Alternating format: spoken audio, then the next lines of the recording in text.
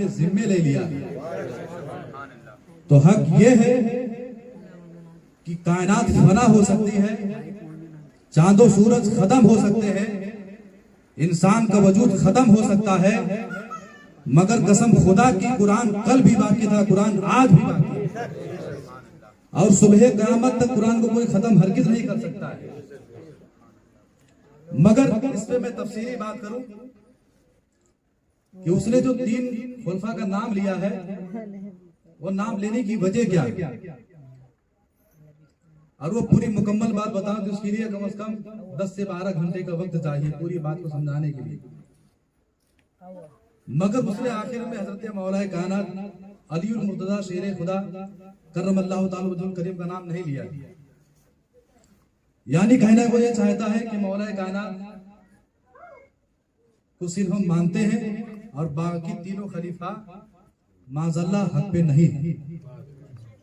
उसके कहने का मकसद ये है, तो समझ लीजिए कि नबी पाक अलैहिस्सलाम कि एक ही खलीफा नहीं बल्कि आपके जितने भी सहाबी जन्नती हैं, और अल्लाह ने सब सारे सहाबा से जन्नत का वादा फरमा लिया है। और मेरे नबी पाक अलैहिस्सलाम का कोई अदना सहाबी उस मुसलमान को कहते हैं जिसने नबी पाक अलैहिस्सलाम को देखा अपनी आंखों से और मुसलमान हुआ और हालत ईमान में उसका इंतकाल हुआ, उसे सहाबी रसूल कहा जाता है। सहाबी की शान ये है कि सहाबी जो अपने पैर में जूती को पहन ले, उसकी जूती का मकाम एक तरफ और पूरी कायनात के लोगों के मकाम को एक तरफ रख दिया जाए, तो पूरी कायनात के लोग पूरब से लेकर पश्चिम तक और शुमाल से लेकर जुनूब तक कायनात के तमाम लोगों के अमाल को जमा कर दिया जाए, मगर मेरे नबी का वो अदना सहाबी जिसने मेरे मुस्तफा पर ईमान लाया है, उसके पैर की जूतियों के बराबर इस तमाम उम्मत के अमाल बराबरी नहीं कर सकते। सहाबा का मकाम ये है। बहर कैफ इनका जो अकीदा है, तो माज़अल्लाह ये कहते हैं कि मौला कायनात हम सिर्फ मानते हैं, तो देखिए मौला कायनात को ये नहीं मानते हैं, बल्कि मौला कायनात के सच्चे मानने वाले हम सुन्नी मुसलमान हैं। मौला कायनात के मानने वाले हम हैं, क्योंकि नबी पाक अलैहिस्सलाम ने पहले बता दिया था कि अली तुम्हारी मोहब्बत में 2 तरीके से लोग होंगे। एक, तुम्हारे बारे में 2 तरीके के लोग अकीदा रखेंगे, तुमसे मोहब्बत नहीं करेगा मगर मोमिन, और तुमसे बुग़्ज़ नहीं रखेगा मगर मुनाफिक। यानी मौला कायनात तुमसे मोहब्बत करने वाला ये अहले ईमान वालों में से होगा, और तुमसे दुश्मनी करने वाला ये मुनाफिकीन में से होगा। ये हमारी खुशकिस्मती है अल्हम्दुलिल्लाह कि हम मौला कायनात से भी मोहब्बत करते हैं, और अली शेर खुदा जिनसे मोहब्बत करते थे, हम सुन्नी मुसलमान उन तमाम सहाबे किराम से भी मोहब्बत करते हैं, उन तमाम सहाबे रसूल से भी मोहब्बत करते हैं। और रही बात वो सिर्फ उसको रिजवी नहीं बल्कि शैतान कहना चाहिए। जो शैतान की बात है, उसने 3 खुलफा राशिदीन को जो टारगेट बनाया है, उन खुलफा की शान इंशाअल्लाह मैं बयान करूंगा मुख्तसर अंदाज में। और वो ये कहना चाहता है कि माज़अल्लाह ये बेईमान थे और माज़अल्लाह ये जबर की हुकूमत करते थे, और इन्होंने कुरान में अपनी तरफ से कुछ बहुत शामिल कर दिया है जो दहशतगर्दी और आतंकवाद की तरफ बढ़ावा देता है। माज़अल्लाह कह दीजिए माज़अल्लाह, और हो सके तो नारा भी लगाइए, नारे तकबीर, नारे रिसालत बुलंद आवाज से लगाइए, ताकि पता चले कि आज भी हुजूर पाक अलैहिस्सलाम के सच्चे पक्के आशिक रसूल जिंदा है। नारे तकबीर, नारे रिसालत, या रसूल अल्लाह। हुजूर पाक अलैहिस्सलाम के सच्चे पक्के गुलाम जिंदा है। अब देखिए जो शिया फिरका है, तो असल में इन्हें शिया कहना भी नहीं चाहिए, क्योंकि शिया का मतलब होता है मोहब्बत करने वाला, चाहने वाला। इसके बहुत से माने बनते हैं। इन्हें खारजी और राफजी कहना चाहिए, इन्हें खारजी और राफजी कहना चाहिए, क्योंकि मौला कायनात की मोहब्बत कैसे हो सकती है कि मौला कायनात से मोहब्बत तो की जाए मगर अली शेर खुदा जिससे मोहब्बत करते हो उनसे दुश्मनी की जाए। इसने जो तीसरे खलीफा हजरत सैयदना उस्मानी गनी रज़ियल्लाहु ताला अन्हु की शान में उसने गुस्ताखी की है और बात की कि उन्होंने कुरान को जमा किया है, उन्होंने कुरान को जमा किया है और उन्होंने अपने पास से कुछ इसके अंदर कुरान के अंदर शामिल कर दिया है। कसम खुदा की आज भी हिंदुस्तान के सरजमीन पर गरीब नवाज की जात मौजूद है, आज भी हिंदुस्तान के सरजमीन पर हुजूर शाह आलम की जात मौजूद है, आज भी हिंदुस्तान की सरजमीन पर मखदूम अशरफ की जात मौजूद है, आज भी हिंदुस्तान की सरजमीन पर औलिया किराम की जमात मौजूद है। मगर हम उन लोगों की जात को जब देखते हैं जो कि जिन्होंने गरीब नवाज की जात को देखा था, हम उनको भी देखते हैं जिन्होंने मखदूम अशरफ को देखा था। कसम खुदा की जब उनकी सिफात और उनकी सूरत को देख करके हम पहचान जाते हैं कि नबी की इतनी पुश्तों के बाद जब नबी के खानदान में गरीब नवाज के दिल में और ईमान में इतनी सच्चाई मौजूद है, तो कसम खुदा की हिंदुस्तान की सरजमीन पर जब लेटे हुए गरीब नवाज की इश्क मोहब्बत और आपकी बताई हुई तबलीगे दीन में इतनी सच्चाई मौजूद है, तो मैं कहना चाहता हूँ कि हिंदुस्तान में गरीब नवाज आए हैं तो ये हजरत उस्मानी गनी की मोहब्बत का सदका लेकर के आए हुए हैं।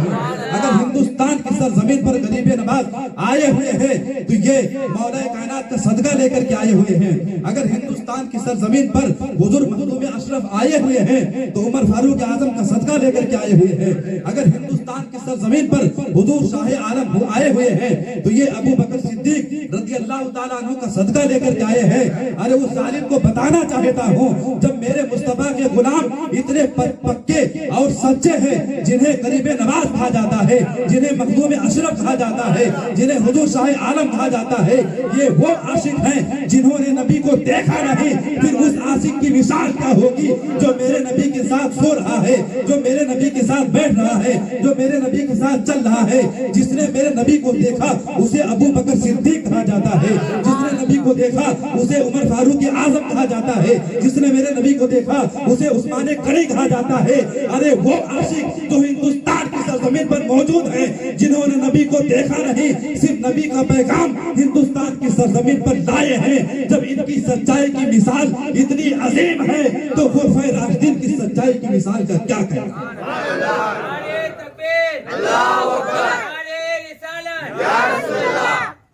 ये शैतान असल में, और लफ्ज शिया इसलिए इस्तेमाल कर रहा हूं कि अवाम शिया के लफ्ज जानती है, मगर इन्हें खारजी और राफजी कहा जाता है। और माज़अल्लाह देखिए जो हक बात वो बताना चाहिए, और बात यहाँ तक बढ़ गई है कि हर मुसलमान को इस बात के बारे में तहकीक करके और हमारे अकीदे को समझना चाहिए।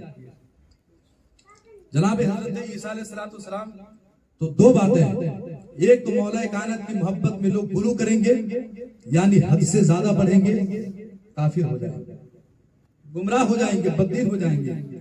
और एक गिरोह ऐसा होगा कि आपकी दुश्मनी में गुमराह हो जाएगा। अल्हम्दुलिल्लाह हम सुन्नी मुसलमान हैं कि अल्लाह ने हमें ऐसी तौफीक अता फरमाई है कि हम तरीके के मुताबिक नबी पाक अलैहिस्सलाम के सहाबा से मोहब्बत करते हैं, नबी पाक अलैहिस्सलाम के सहाबा से मोहब्बत करते हैं। और इस जालिम मर्दूद ने जिन 3 सहाबा किराम की बात की है, शान में बात की है, सुलह हुदैबिया का मौका है, जब हुजूर पाक अलैहिस्सलाम हुदैबिया मक्का शरीफ से पहले एक मकाम, एक जगह है, आप इसको किताबों में इस वाकया को पढ़ सकते हैं, एक बहुत अजीम वाकया है। जब हुजूर पाक अलैहिस्सलाम मक्का शरीफ की सरजमीन पर जाना चाहते थे और ये हुक्म अल्लाह की तरफ से हुआ। मेरे बुजुर्गों दोस्तों, इसको तवज्जो से समझिए कि सहाबा की मोहब्बत और सहाबा का मकाम क्या है। जब हुजूर पाक अलैहिस्सलाम पहुंचे तो दुश्मनों की तरफ से ये खबर दी गई कि ना आपको मक्के में दाखिल होने दिया जाएगा और ना ही आपको उम्रा करने दिया जाएगा। हुजूर पाक अलैहिस्सलाम गमगीन हुए और साथ ही में सहाबा बदला लेने के लिए तैयार भी हो जाते हैं। या रसूल अल्लाह, हम आए हुए हैं और इंशाल्लाह मक्के में दाखिल भी होंगे और दुश्मन को हरा करके उम्रा भी हम करेंगे, अल्लाह के घर का तवाफ करेंगे। अरे वसीम शैतान लईन मरदूद हजरत उस्मानी गनी की बात करता है। कुर्बान जाओ हजरत उस्मानी गनी रज़ियल्लाहु ताला अन्हु की जात पर। नबी पाक इरशाद फरमाते हैं उस्मान की शान ये है कि उस्मान से अल्लाह तबारक व तआला भी हया फरमाता है, अल्लाह भी हया फरमाता है। और उस्मान की जात ऐसी है कि जिससे मैं भी मोहब्बत करता हूं और अल्लाह तबारक व तआला भी मोहब्बत फरमाता है। उस्मान गनी, इनके नाम का माना समझ लीजिए। हजरत उस्मान गनी आपको इसलिए कहा जाता है क्योंकि आप बहुत ही माल और दौलत के मालिक थे, आप खजाने के मालिक थे, इसलिए आपको गनी कहा जाता है। जब हुदैबिया के मकाम पे पहुंचे और हुजूर पाक अलैहिस्सलाम ने जनाब हजरत उस्मान गनी रज़ियल्लाहु अन्हु को भेजा। हुदैबिया का जो वाकया बहुत तवील वाकया है और यहाँ पर सुलह हुई और यहाँ पर सुलह के साथ लिखा पढ़ी होती है। हुजूर पाक अलैहिस्सलाम ना उमरा करते हैं ना मक्का शरीफ में दाखिल होते हैं। हजरत उस्मान गनी रज़ियल्लाहु अन्हु के इश्क रसूल को देखिए, जब जनाब हजरत उस्मान गनी मक्का की सरजमीन पर तन्हा दाखिल होते हैं, नबी पाक अलैहिस्सलाम अपना वकील और अपना नाइब बना करके मक्का में भेजते हैं। उस्मान जाओ उनसे सुलह की बात करो और उनसे कहो कि हम उमरा करना चाहते हैं और कुफारे कुरैश और मुशरिकीन मक्का से कहो कि हम खाने काबा का तवाफ करना चाहते हैं, हम इस इरादे से आए हुए हैं, ना हमारा कोई जंग का इरादा है ना कत्ल गारत का इरादा है, हम सिर्फ अल्लाह के घर का तवाफ करना चाहते हैं। जब जनाब हजरत उस्मान गनी रज़ियल्लाहु ताला अन्हु मक्का शरीफ की सरजमीन पर पहुंचते हैं, दुश्मन रसूल से बातचीत करते हैं और वहां पर जब आप कयाम करते हैं, दुश्मन कहते हैं कि देखो उस्मान गनी, आप हमारे खानदान से हो, आप हमारे कबीले से हो, हम तुम्हें इजाजत देते हैं, तुम खाने काबा का तवाफ भी कर सकते हो, तुम सफा मरवा की सही भी कर सकते हो, तुम उमरा भी कर सकते हो, जितनी तुम्हारी मर्जी हो इबादत कर सकते हो, मगर ना अल्लाह के नबी को इजाजत है कि मक्के में दाखिल हो सके और सफा मरवा की सही कर सके और खाने काबा का तवाफ कर सके, उमरा कर सके, ना उनके सहाबा को इजाजत होगी।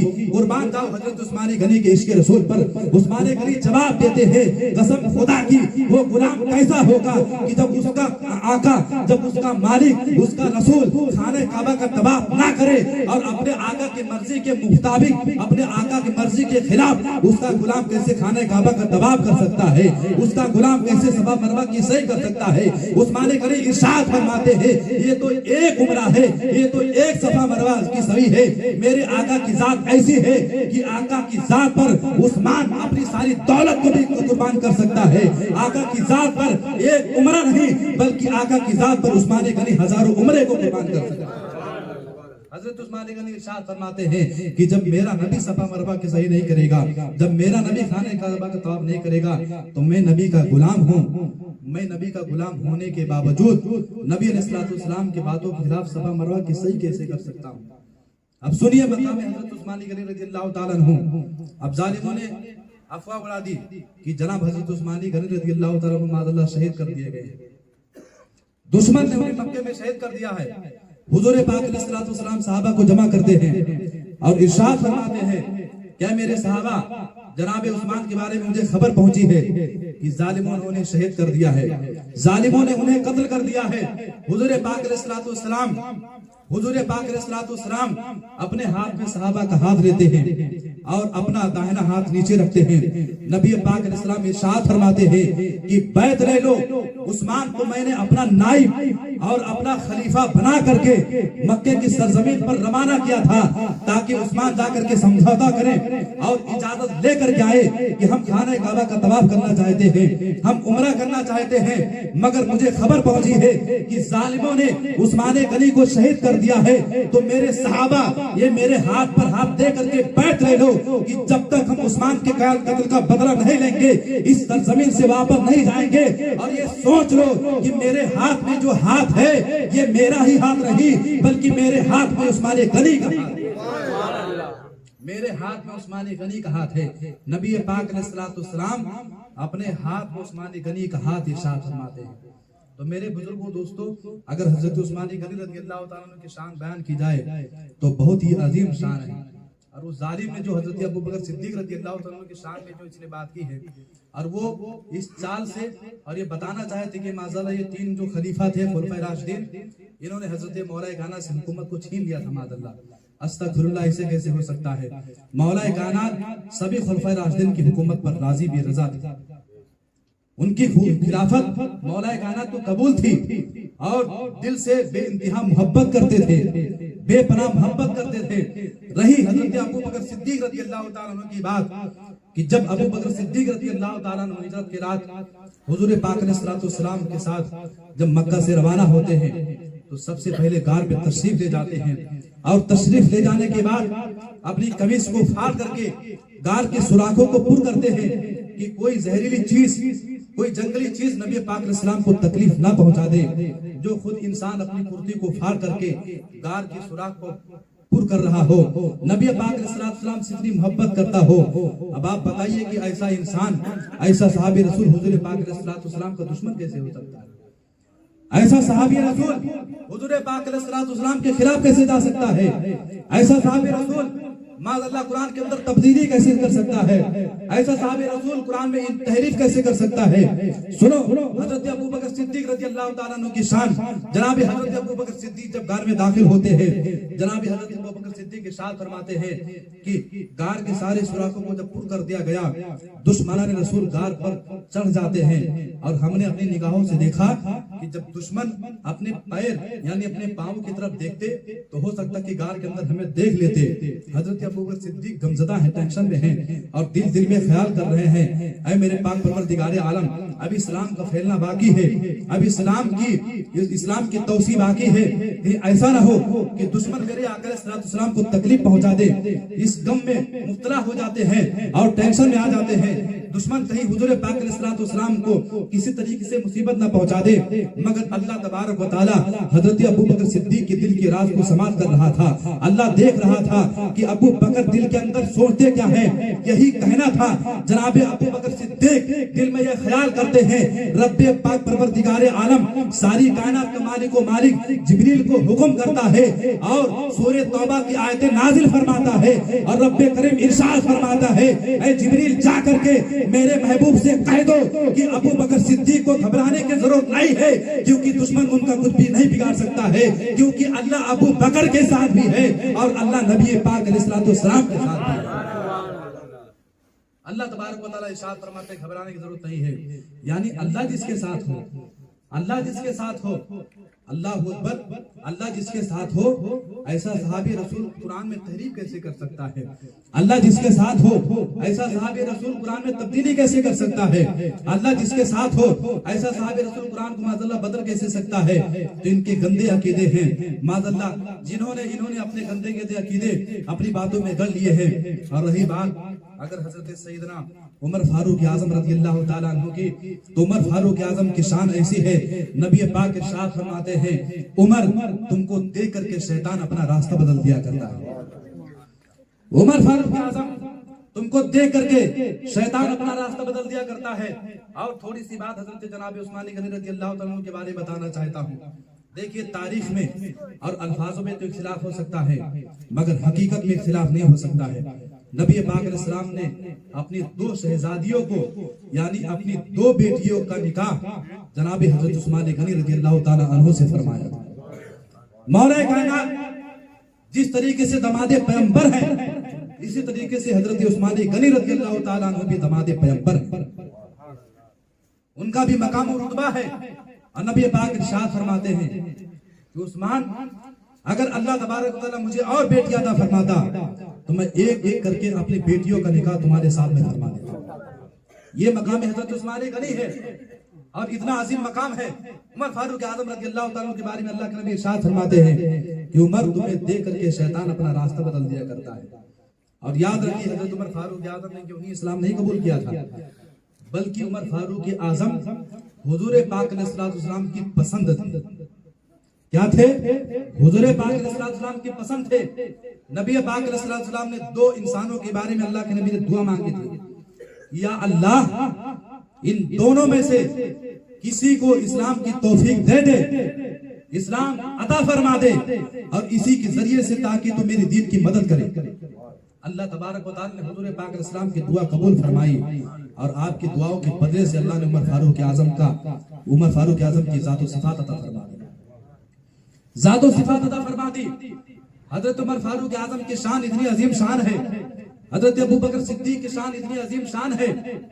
एक मर्तबा जब जंगे कादसिया कायम होती है और एक जालिम इंसान हजारों लाखों का लश्कर लेकर के जमा हो जाता है, उस वक्त जो चीफ जस्टिस थे जो उस वक्त मशवरा देने वाले थे हुकूमत को, वजीर थे, वो हजरत मौला कायनात अली मुर्तजा शेर खुदा करमल्लाहु ताला वजहुल करीम हजरत उमर फारूक आज़म इरशाद फरमाते हैं कि देखो इस जंग में बहुत ज्यादा सहाबा की शहादत हो चुकी है, कमोबेश 8,500 सहाबा शहीद हो चुके हैं।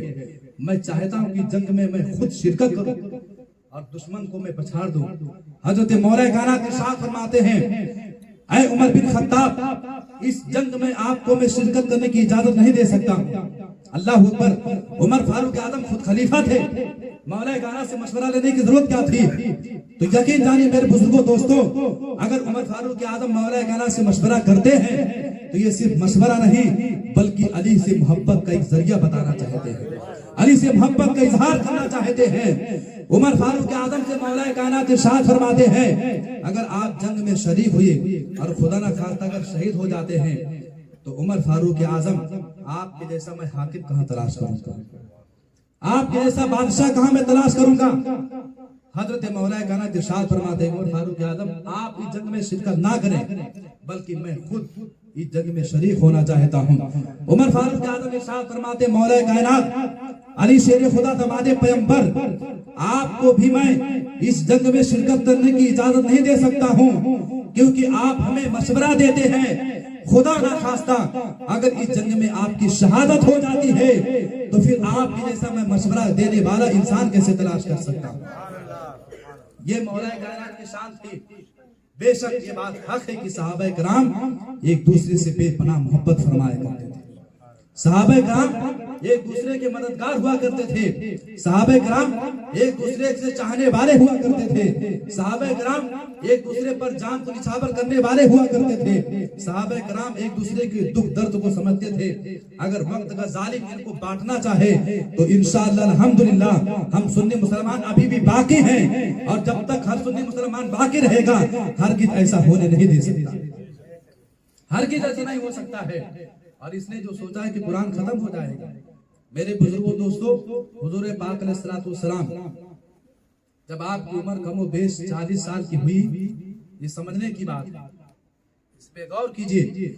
हुजूर पाक अलैहिस्सलाम की उम्र शरीफ जब 40 बरस की हुई तो आपकी जो जौजा थी जनाबे खदीजतुल कुबरा रज़ियल्लाहु ताला अन्हा, इनका मकाम कोई अदना नहीं है बल्कि बहुत ही आला मकाम है। पूरी कायनात में जनाब अबू बकर सिद्दीक रज़ियल्लाहु ताला अन्हु से लेकर के सुबह क़यामत तक जितने भी मोमिन मुसलमान पैदा होंगे सबकी माँ का नाम हज़रत खदीजा, सबकी माँ का नाम हज़रत खदीजा है। नबी पाक अलैहिस्सलाम ने जब तन्हाई इख्तियार की और गारे हिरा में आप कई दिन गुजारते थे, अल्लाह की इबादत करते थे, कई दिन जब गुजारते थे अल्लाह की इबादत करते थे और इबादत करने के साथ साथ जब वही का नुज़ूल होता है, वाक़यात तो बहुत लंबे हैं, जब वही का नुज़ूल होता है हुज़ूर पाक अलैहि सलाम खुद इरशाद फरमाते हैं कि जब वही नाज़िल हुई तो मुझे बुखार आया और मेरे बदन में कपकपाहट यानी कपकपी तारी हो जाती है। हुज़ूर पाक अलैहि सलाम जनाब हज़रत खदीजा के घर में तशरीफ लाते हैं। जनाब हज़रत खदीजा रज़ियल्लाहु ताला अन्हा ने हुज़ूर पाक अलैहि सलाम को सहारा देती है। ऐसी माँ और ऐसी औरत जो कि नबी का सहारा बनती है, ऐसी जात का नाम खदीजतुल कुबरा है जिसने सारी मालो दौलत और खजाने इस्लाम पर कुर्बान कर दिया हो, ऐसी औरत को खदीजतुल कुबरा कहा जाता है। और अगर खदीजा की शान पूछी जाए, कसम खुदा की खदीजतुल कुबरा ऐसी शख्सियत और ऐसी जात का नाम है, कोई अदना औरत का नाम खदीजा नहीं है। खदीजा के घर और खानदान के बारे में बात किया जाए तो खदीजा का मकाम ऐसा है कि सारी कायनात में तमाम जन्नती औरतों की सरदार जनाब हजरत फातिमातुल ज़हरा है और अगर फातिमा का नाम लिया जाए तो उसे जनाब हजरत खदीजतुल कुबरा कहा जाता है। ये हजरत खदीजा की जात और सिफात है। हुजूर पाक अलैहिस्सलाम यानी कुरान की इतनी पावर और इतनी ताकत जब अल्लाह के नबी पर नाजिल होता है, अल्लाह का कुरान की आयत जब नाजिल होती है तो नबी पाक अलैहिस्सलाम को बुखार आता है, नबी पाक अलैहिस्सलाम के जिस्म में कपकपाहट से शुरू हो जाती है। मेरे बुजुर्गों दोस्तों, अगर इस कुरान पाक को समंदर पर नाजिल किया जाता तो समंदर की पानी में इतनी ताकत नहीं थी कि कुरान की बोझ को संभाल सकता। अगर पहाड़ पत्थरों पर नाजिल किया जाता तो कुरान पाक के बोझ को पहाड़ पत्थर संभाल ले सकते थे। अगर शजरो हजर पर नाजिल किया जाता तो कुरान पाक के बोझ को शजरो हजर नहीं संभाल सकते। ये मेरे मुस्तफा का मौजिजा है कि कुरान पाक को अल्लाह तबारक व तआला ने अपने महबूब के सीने पे नाजिल फरमाया है। मेरे मुस्तफा ने कुरान को संभाला है और इस कुरान संभालने के बाद हिफाजत के साथ उम्मत तक पहुंचाया है। ये मेरे नबी का मौजिजा है कि कुरान सिर्फ मेरे नबी के सीने में